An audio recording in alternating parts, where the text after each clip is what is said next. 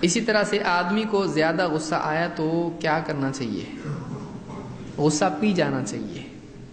اللہ کے نبی صلی اللہ علیہ وسلم نے فرمایا کہ جو آدمی غصہ اتارنے کی قدرت کے باوجود غصہ پی جائے، قیامت کے دن اللہ تعالیٰ تمام مخلوق کے سامنے اس کو بلائے گا اور حور عین میں سے جو چاہے چننے کے لیے کہے گا۔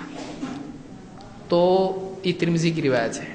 اور اسی طرح سے اللہ کے نیک بندوں کے بارے میں اللہ نے کہا والکاظمین الغیظ والعافین عن الناس، غصے کو پی جانے والے اور لوگوں کو معاف کرنے والے ہیں۔ تو یہ نیک بندوں کی علامت ہے۔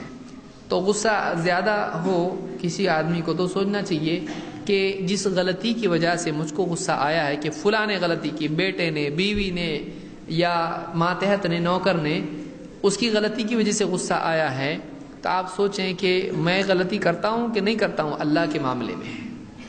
تو اتنا غصہ اگر اللہ کو آئے اور وہ مجھ کو سزا دے تو کیا کرنا چاہیے؟ اگر میری غلطی پر اللہ کو غصہ آئے تو اللہ سے کیا امید رکھتا ہے؟ اللہ معاف کر دے مجھ کو، تو یہ بھی معاف کر دے۔ یہ سوچے کہ جب میں خود غلطی کرتا ہوں تو یہ بھی تو غلطی کرتے ہیں، تو معاف کر دے، ان کو معاف کر دے۔ وَلْيَعْفُوا وَلْيَصْفَحُوا أَلَا تُحِبُّونَ أَن يَغْفِرَ اللَّهُ لَكُمْ، اللہ نے کہا ایمان والوں کو چاہیے کہ وہ معاف کر دیں اور درگزر کر دیں۔